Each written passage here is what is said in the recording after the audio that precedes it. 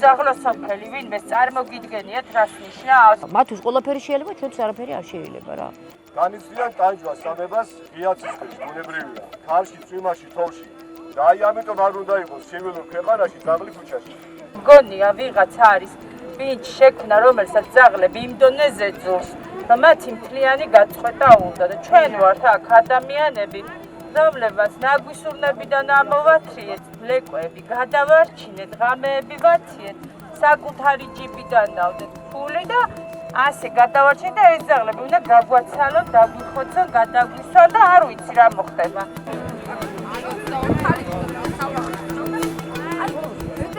თავშესაფრიდან ძალიან ბევრი დავიხსენი, რომელიც დაკვენაზე იყო გადაყვანილი და დაძინების კანდიდატი იყო.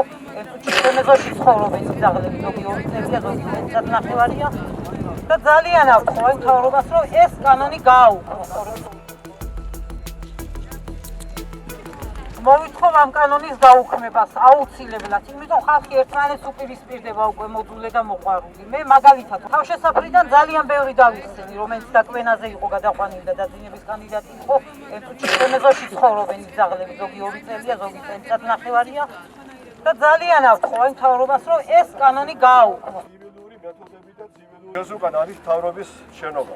ქაჯეთის ციხე. იმედია რომ ვიყურებენ და ვისმენენ. როგორც აღნიშნეს. და მათ გასაგონად მინდა ავიღებთ ამ ქაჯეთის თქვა, რომ ჩვენ ცხოვრთა დამცველები ვართ რიგითი მოქალაქეები ამ ქვეყნის. ჩვეულებრივი კეთილი ადამიანები, რომლებიც ზრუნავთ ოთხფეხა მეგობრებზე, ძაღლებზე, რომლებსაც აქვთ სიცოცხლის უფლება. ინფორმაციის ვაკუუმი გვაქვს საშინელი. თუნდაც ის რომ სტერილიზაცია არავის, არც მოძულეს, არც მოყვარულს, არავის არ სურს ქუჩაში ძაღლი. გვესმის, ყველას გვესმის, ზოგს ეშინია, ზოგს არ უყვარს. და ზოგს პირიქით უყვარს, მაგრამ ერთი აზრი გვაქვს ყველას, რომ ქუჩაში არ უნდა იყოს ამდენი ძაღლი. მაგრამ ალტერნატივა ის არ არის, რომ მოდით ეს ძაღლები დავხოცოთ. შევთანხმდეთ რაიმე საერთო კონსენსუსამდე მივიდეთ, საერთო აზრი ჩამოყალიბდეს, რომ როგორ მოვიქცეთ. სად წავიყვანთ ეს ძაღლები ვიყვანთ. მე ეს სიტუაცია 90-იან წლებში მაქვს ნანახი, როგორც კანონი არ იყო დაწერილი. ეხლა თეთრად შავად დაგვიწერეს თეთრ ფუცელზე კანონი, რომელიც 90-იან წლებთან ძალიან ახლოს არის. ანუ მაშინ იარაღით კლავდნენ, ეხლა გადაყავთ და აძიებთ. მე რო ჩემი საკუთარი სახლი გამაჩნდეს, ეზო რომ მქონდეს სიტყვა ძაღლი, მართლა აი სადაც ყველა მიკედლებული ძაღლი მყავს და ძაღლსული და ვაჭუ, მართლა ყველა წამოვიყვანდი სახლში.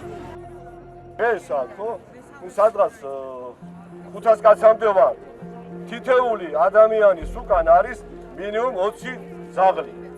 წარმოვიდგინეთ თქვენ საქართველოს მასშტაბით ჩვენი რიცხვი 5000-ზე მეტი არის.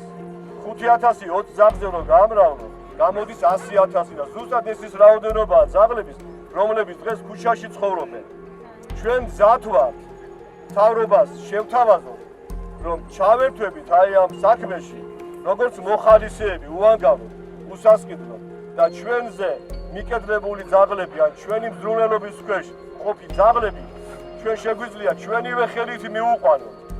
თუ იქნება რევაქცინაცია საჭირო ცოლზე გადაცვლა, ჩვენი თანდასწრებით გააკეთონ ეს. ან თუ არა და ხო, მაშინ როგორც მოხალისეები, ისე ჩავიძდებით მანქანაში და მოვახდენ დაღრიცხვას თითეული ძაღლი. ხო, ერთმანეთის წინააღმდეგობაში მოდიან მაშინ. მე მაჯარიმებ, მე თუ ცუდად მოვეკეთე ძაღლს და შენ რას აკეთებ? შენ თავზე გვახები 259 მუხს. თლიანად თავიდან ბოლომდე. როგორ ხდება რა? მათთვის ყველაფერი შეიძლება, ჩვენც არაფერი არ შეიძლება რა. მე თუ ძაღლის სიტყვაზე თქვა, არ ვერ დაუბანე ხა თავის დროზე, ამის გამო ჯარიმა უნდა გადავიხადო და თვითონ კლავენ ძაღლებს. ჩემ ძაღლებს ყველას აქვს საჭმლის ყელსაბამი ტელეფონის ნომრით. არც გვირეკავენ, არა პროფესიონალიზმთან ერთად სიძულვილი ცხოველების. ცხოველთა მონიტორინგის სააგენტო არ უნდა იცავდეს ადამიანის უფლებებს, ცხოველთა მონიტორინგის სააგენტო უნდა იცავდეს მიუსაფრების უფლებებს და მათი მიმკედლებლების უფლებებს. მეტი მათ არ აინტერესებს. ყავს ჩვენ ადამიანის უფლებების დამცველები ყავს და დაიცვან იმათმა ეს ადამიანები, ვისაც ზუსტად უკბენენ რა. კარგი იქნება თუ ერთმანეთს თავს კი არ უნდა ვესხმოდეთ.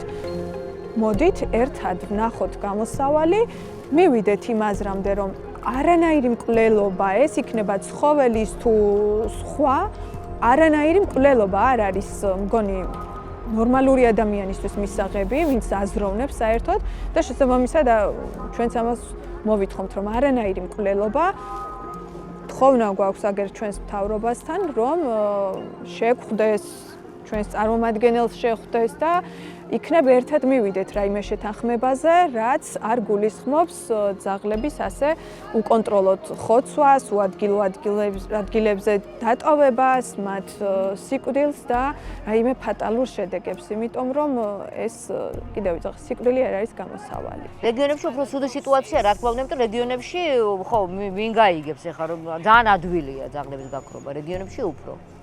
აქ ახლა რომ ჩავდივარ უსწავლოზე ძაღლს რომ ვაჭმე და ერთი დღე ვერ ნახა და ორი დღე ვერ ნახა, ეგ მივადგები მონიტორინგზე. იქ ცოტა ისეთი სიტუაციაა, რომ უჭირთ კომუნიკაცია უჭირთ, ვერ შედიან, ვერ მიდიან, ვერ ურეკავენ, არ პასუხობენ და ნუ აი ასე. ჩვენ კიდე რაღაც მეტნაკლებად რაღაცას ვახერხებთ, მაგრამ უამრავი ძაღლია გამქრალი. ვერც იმას ვერ დამაჯერებს, ვერ ამბობ, ჩვენს მთავრობას ამის რესურსი არ აქვს, ჩვენს ქვეყანას ამის რესურსი არ აქვს. უამრავი მიტოვებული ტერიტორიებია, სადაც უბრალოდ კაპიტალურად უნდა შემოღობო და პროსტა ვოლიერები გააკეთო. ერთი 10 ასეთი რო გააკეთო, სადაც დაეტოვა სიტყვაზე ვთქვათ, მინიმუმ 500 ძაღლი მაინც სრულად საკმარისია.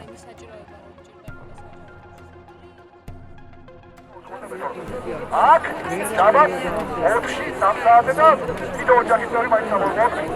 და მაქსიმუმ დავარ.